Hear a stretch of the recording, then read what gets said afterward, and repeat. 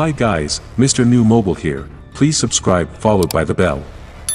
This is incredible, the Galaxy Z Flip 4 will have a tough act to follow after the Galaxy Z Flip 3 arrived last summer. With that model, Samsung refined its clamshell-style foldable phone by making improvements across the board and introducing a much more reasonable $999 starting price. But there's always room to grow, especially among the still emerging category of foldable phones. The Galaxy Z Flip 3 is far from perfect, so Samsung has plenty of ways to make a better device when a new version arrives later this year. So, from battery life to durability, the Galaxy Z Flip 4 could be a game-changer like its predecessor. We only have the past to go off of right now, but we'd guess that Samsung will host an Unpacked in August for the Galaxy Z Flip 4 and Galaxy Z Fold 4.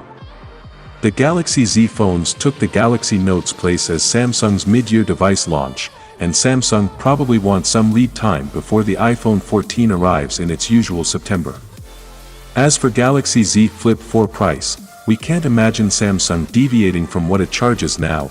After all, one of the Galaxy Z Flip 3's defining benefits was its more affordable $999 starting price. If Samsung wants to convince more people to try foldables, the price has to be right. Perhaps the price could drop further though. According to a tweet posted by reliable leaker Ross Young, we think that was due in part to the 120Hz internal displays and larger cover display, all of which drain more power. We recommended keeping a charger handy if you went with the Galaxy Z Flip 3. For the Galaxy Z Flip 4, we want to see better battery life. Simple, but that might be a tall order unless Samsung puts in larger power packs. The power efficiency gains from the Snapdragon 8 Gen 1 aren't likely to improve things too much on their own. It's another area where foldables have a long way to go. The Galaxy Z Flip 4 would ideally see continued improvements in durability and longevity. No one wants to spend $999 on a phone for it to break and become inoperable within a year, let alone a few months. The Galaxy Z Flip 3 topped out at 15W wired charging, which is pathetically slow compared to the rest of the industry, let alone phones that push or exceed the $1,000 mark.